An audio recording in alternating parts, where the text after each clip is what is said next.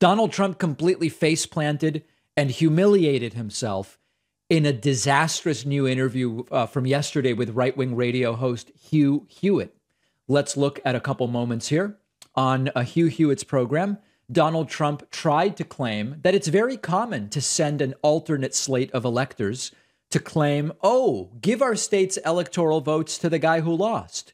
The truth is it's not common, but Trump says it as if he's telling the truth because he lies every second. They are attempting, I think, to indict people for plans to select alternative electors on 1/6. Have you received a target letter, Mr. President? No, I haven't at all. And frankly, when you look at alternate slates, that's been done for decades and decades, many, many years. Now, that's a lie. What has been done for decades and decades is that you have people identified and the people are aware, okay, if Biden wins, you would be a Biden elector.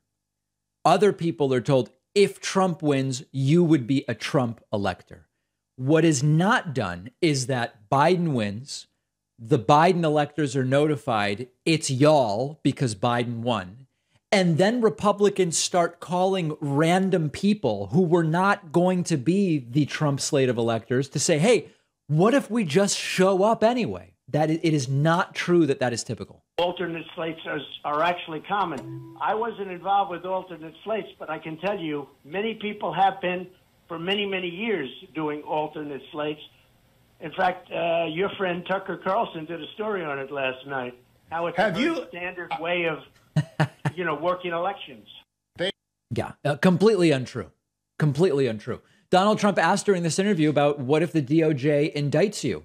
And again, Donald Trump alludes to violence. Take a listen to this. This is incredible. You know the old saying, a prosecutor can indict a ham sandwich if they want to. I'm just asking, if there is such a prosecutor and they indict you, would that deter you from running for president again?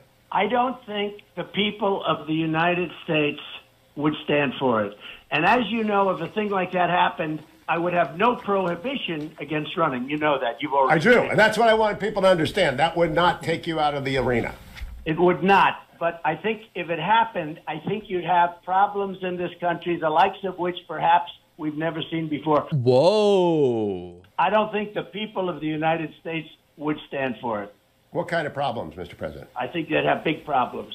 Big problems. I just don't think they'd stand for it. They will not sit still and stand for this ultimate of hoaxes. That is a threat. That is a threat from the former president to unleash his own supporters on the country. That is what that is. One other clip that we're going to take a look at here. Do you feel like the Department of Justice is trying to indict you, Mr. President? Well, there is no reason that they can, other than if they're just sick and deranged, which is always possible, because I did absolutely, you've seen the legal papers, absolutely nothing wrong. And there's no reason that they can do that.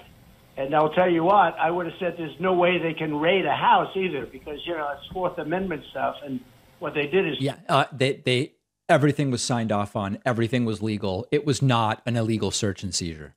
Terrible. And I don't think the people are going to stand for it. If you noticed, the poll numbers are the highest they've ever been. The people are not going to stand for this stuff. They've wept. Yeah. So then he goes back into that entire thing. And then lastly, asked about the classified documents, Trump claims he declassified everything he took to Mar-a-Lago, except his lawyers are not making that argument in court because it's an absurd argument. Mr. Patel said he witnessed you giving verbal orders to declassify the papers that ended up at Mar-a-Lago. Do you remember making those orders? That's correct. And not only that, I think it was other people also were there. But I have the absolute right to declassify. Yeah. And of course, as we've said before, the classification status of these documents is not relevant to all of the crimes Trump is being investigated for. You can't just look at a whole bunch of documents and say, declassify. Even William Barr admitted that. But the big highlight here, or lowlight, is Trump threatening to unleash his followers on the country. That was a signal. You're not going to stand for it. You're going to go crazy in the streets if they indict me. Very dangerous stuff.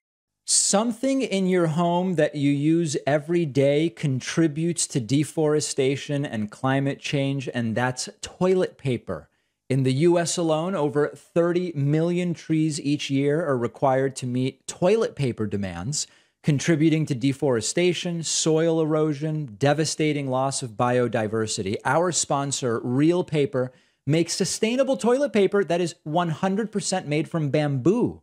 A bamboo stock keeps growing. It can be harvested forever. It means that the soil and the ecosystem aren't disrupted. No carbon removing trees are cut down. The paper industry has a massive effect on deforestation and climate change, but you alone using bamboo toilet paper can make a positive impact, because for the toilet paper that just one American uses in their lifetime, hundreds of trees are required. Put an end to that right now with Real Paper. The best part is the stuff is really great. It's just normal soft toilet paper. Real Paper loves the David Pakman Show. They're giving my audience 30% off your first order and free shipping when you go to realpaper.com/Pakman and use the code Pakman at checkout. The link is down below.